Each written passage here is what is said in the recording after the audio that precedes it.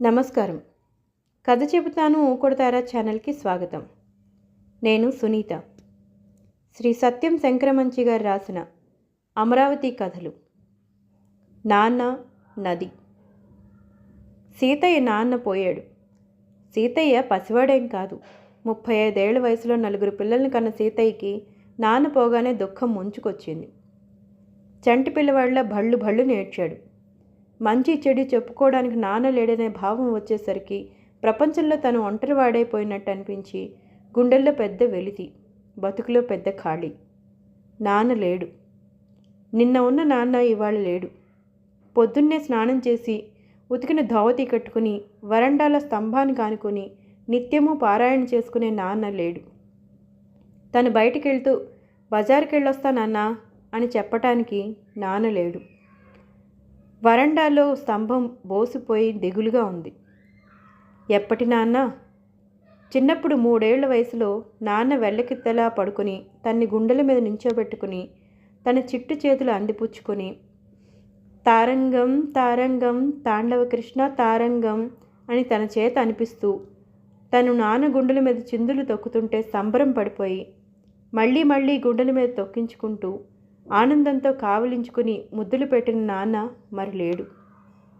కొంచెం పెద్దయ్యాక తనతో కృష్ణకి స్నానానికి తీసుకొచ్చి ఒడ్డునే కూర్చోబెట్టి ఒళ్ళు రుద్ది నీళ్లు పోసిన నాన్న లేడు. తను ఈత కొడతానని పట్టుబడితే నీళ్లలోకి దింపి నడుముకున్న మొలతాడు చేత పట్టుకుని తాను తపతపా చేతులతో నీళ్లలో బాదుతూ ఉంటే ఈతలు నేర్పించిన నాన్న లేడు. ఆ పైన తెప్ప కొయ్య మీద నాన్న ఈదుతుంటే ఆ కొయ్య మీద తను పడుకొని కృష్ణ మధ్యలోకి వెళ్ళేవాడు.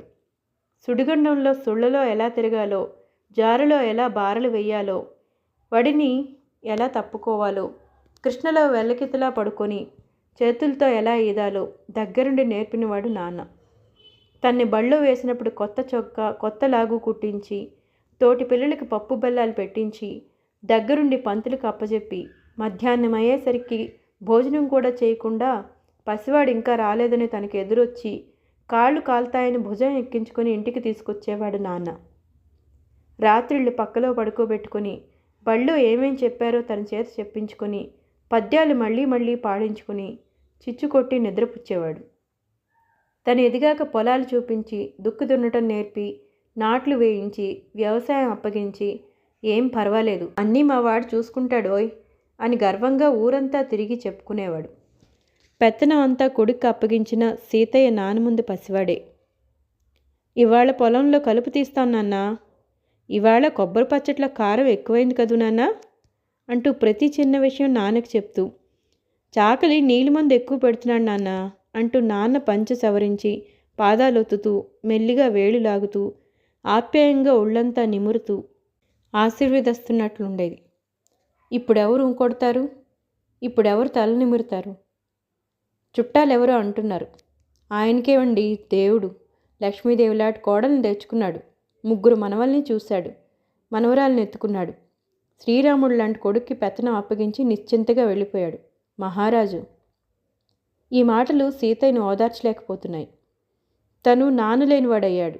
నాన్న కావాలి. సీతయ్య తల్లి దొడ్లో ఏడ్చి పడిపోయింది. తెలివి తెచ్చుకుని తులసమ్మ దగ్గరికి వెళ్ళి, అమ్మా, రోజూ నీకు పచ్చగా పసుపు రాసి నిండుగా కుంకుమ పెట్టి మొక్కుకునేదాన్నే, నా పసుపు కుంకాలు లాగేసుకున్నావా అమ్మా? పుట్టినప్పటి నుంచి నా ముఖం మీద బొట్టు ఉండేదే, ఇలా మోడైపోయిన నా బొట్టు లేని ముఖాన్ని నేను అద్దంలో చూసుకోలేనే, ఇంకా నలుగురికి ఎలా చూపిస్తాను అంటూ తులసమ్మ గట్ట మీద పడిపోయింది. సీతయ్య పిచ్చి చూపులు చూస్తున్నాడు. నాన్న కోసం ఇల్లంతా వెతుక్కుంటూ ఉన్నాడు. సీతయ్య 4 పిల్లల్ని ఎవరో సముదాయిస్తున్నారు. సీతయ్యకు నాన్న లేకపోతే ఉన్నట్టుండి వయసు వచ్చి పెద్దవాడై ముసలితనం వచ్చినట్లయింది. చుట్టాలెవరో పోయిన వాళ్ళు అదృష్టవంతులు కానివ్వండి, పనులున్నాయి అని తొందర పెట్టారు.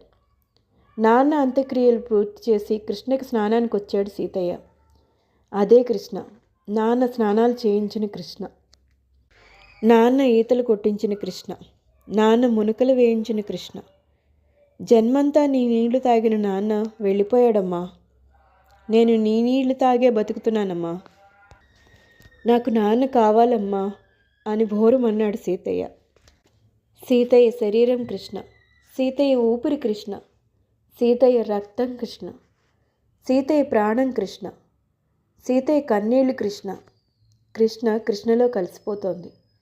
కృష్ణ కృష్ణని అడుగుతోంది నాన్న కావాలని. కృష్ణ నిండుగా ప్రవహిస్తోంది. సీతయ్య మాటలు వింటూ నిబ్బరంగా సాగిపోతోంది. ఓదార్పుగా సాగిపోతోంది. నిట్టూర్పుగా సాగిపోతోంది. బుజ్జగింపుగా సాగిపోతోంది. కాలం ఆగదన్నట్లు గబగబా వెళ్ళిపోతోంది. మహాప్రవాహం సాగి సాగి వెళ్ళిపోతోంది. నా నా అంటూ సరసరా వెళ్ళిపోతోంది. సీతయ్య నాన్న నాన్న అంటున్నాడు. కృష్ణ వింటూనే నా నా అంటూ పరిగెత్తిపోతోంది. కొత్త నీళ్ళు నా నా అంటూ వస్తున్నాయి. నా నా అంటూ కిందకి వెళ్ళిపోతున్నాయి. మళ్ళీ కొత్త నీళ్ళు నా నా, మళ్ళీ మళ్ళీ కొత్త నీళ్ళు నా నా. వచ్చి వెళ్ళిపోతున్న నీళ్లు సీతయ్యకి ఏదో చెప్తున్నాయి. నాన్నా నాన్నా అని వినిపించింది. అది సీతయ్య పిలుపు కాదు, సీతయ్య గొంతు కాదు. ఎవరి గొంతు? ఎవరి పిలుపు? సీతయ్య రెక్కించి విన్నాడు. ఆ పిలుపు సీతయ్య కొడుకులది.